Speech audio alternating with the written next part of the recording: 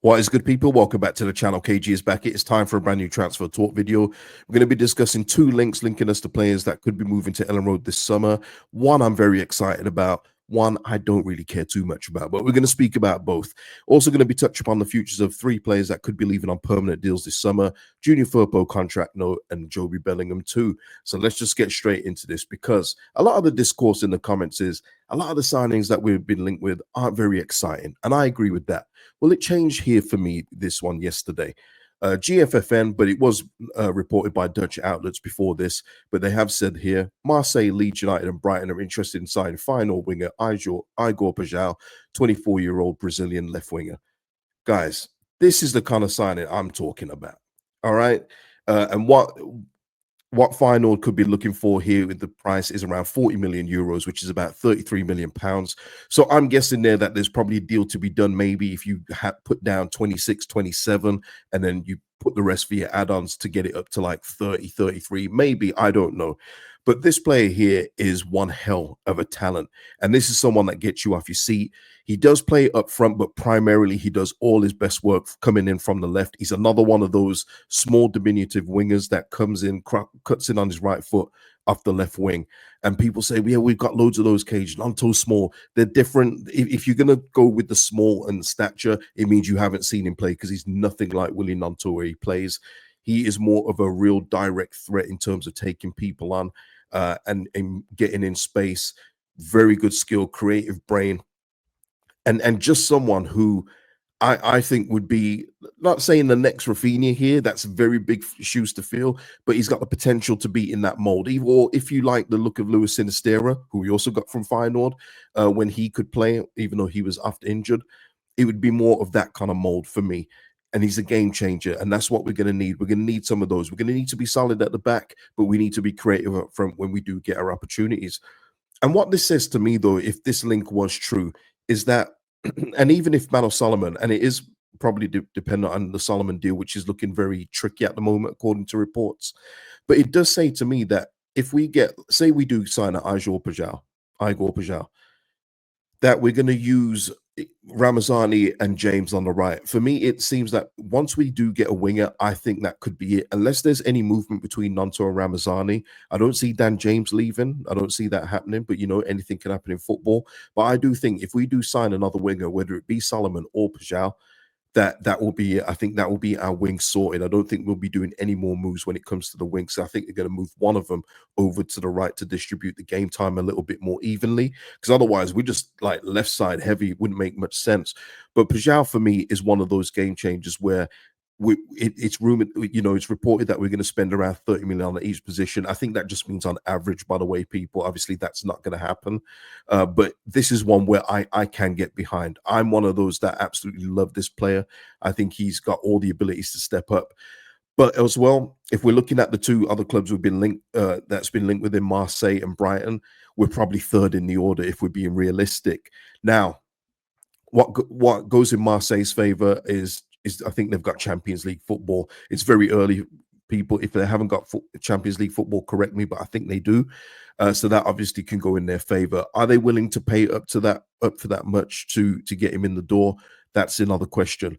Brighton are probably more attractive outfit as well, with them being just longer tenured in the Premier League. He would have also seen what players have done when they've moved to Brighton before, in terms of, you know, going there with decent sized fees, but then being sold on to bigger clubs for even more. And there is still rumors that Matoma could be going elsewhere as well, so they could be getting a ton of money for Matoma to then play for Paixão. So it's one of those where Brighton could be the more attractive proposition at this time. I guess what we've got going for us is that we can definitely offer competitive wages. You could also look at the path that Rafinha took to get into the Brazil team by being here before. That could be something he could be looking at. He hasn't got a Brazil cap yet, but there is a player on the left-hand side called Vini Jr. You may have heard of him. That kind of keeps him out of the Brazil team. But maybe he sees that as another avenue into the Brazil team if he impresses at Leeds United, much like Rafinha did. So there's a few things that we can offer that other clubs can't. But if you're talking career-wise or Champions League-wise, yeah, we can't really offer that in terms of what Brighton and Marseille have done in recent years. So that probably could go against us. But I do like that if we are in this conversation, this is the kind of player I'm talking about. These are needle movers. These are players where I look at and go, oh yeah, this guy gets into the first team, first 11 probably straight away.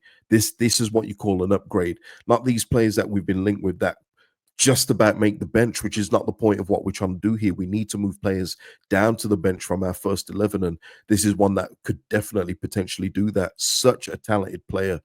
And yeah, we'll see if there's any more further updates on this one.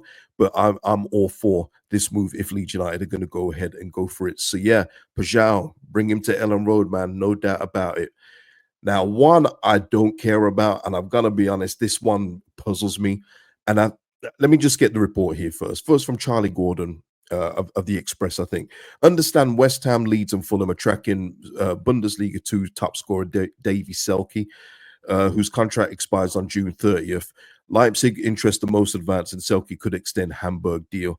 So yeah, this is a guy that scored. He's 6'5", according to this thing. He scored 22 goals in the second division of German football last season. And you'd think, hey, Cage, what are you moaning about here? Well, I'm saying that this is an outlier. This is his numbers in the top league of Germany.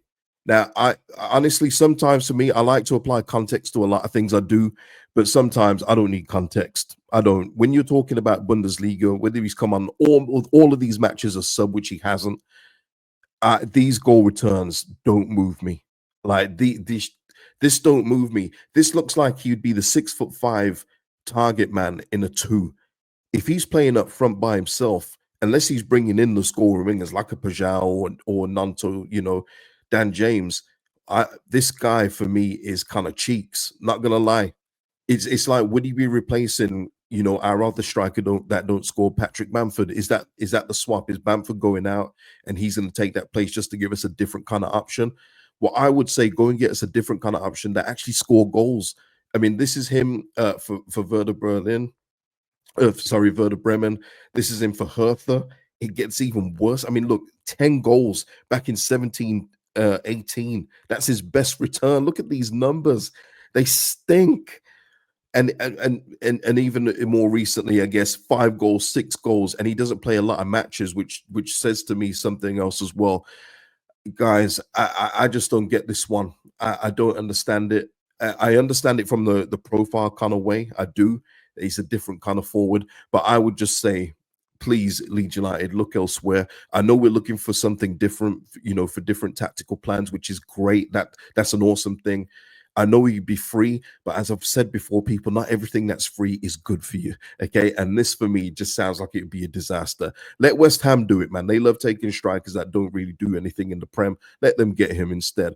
But yeah, this one for me, yeah, I would steer clear of this one. But if there's any further updates, we'll talk about it. We will. Junior Firpo, just an update on his contract talks. According to Graham Smith and the YEP, let me just take a sip here. The terms offered to Junior Firpo are obviously increased from his championship wages. That would be pretty obvious, but they're not as much as when he first signed for the football club. So what essentially they're saying that Junior Firpo would probably be looking for the same money he was on or a bit more when he first signed, but Leeds United aren't going that high this time around, which is great news. You know what I mean? Like I said already, it would be great all round if we can just overhaul that left back spot with more solid left backs in the team. But that's the latest in terms of Junior Firpo's contract. He's not being offered the same terms or close to it when he first joined the football club. But Leeds United have offered him an increase on the wages he's on now upon promotion. So there you go. That's it with Junior Firpo. But I still expect him to leave. But what say you people? Lastly, when it comes to this football club, Joe Donahue, also of the YEP. I mean, this one is more of a pretty obvious one, but he did say that Joe Gelhardt, Sam Greenwood, Darko JB could leave Leeds this summer if the right offer is received. Yep. Sources indicate asking price around £3 to £4 million for each player, which wouldn't exclude too many championship clubs. Foreign interest is also a possibility. Now, let's say this report is true, and I think Joe Gelhardt and Sam Greenwood, would be leaving anyway. The only one I would be surprised about is JB. I thought that maybe he could be loaned out again with, seeing how he could develop. But I'm all for it if the hierarchy believe that they're not going to make the grade, move them on. I'm all for that kind of ruthlessness. This is what I'm talking about. Now I'm still waiting for real first team members that need to leave. That's going to be the litmus test for me to see who's still here, because not everyone can stay. But if we're going to get like 3 million for like Joe Gilhart, Sam Greenwood each, I think we're doing very well at this stage of where they are in their careers. I think maybe it would be like a base fee of something like 1.5 million, maybe 2 million, and then add-ons after. I think it'd probably work out like that. Don't see us getting 3 to 4 million each for outright for each player at this point in time. But yeah, if we can raise, that's how we're going to have to raise some money, then so be it. But JB was the one that probably surprised me the most. I'll probably loan him out. But like I say, if they're going to think that he can't make the grade, then getting other youngsters that could probably make the grade, I'm all for it. So no problems with that.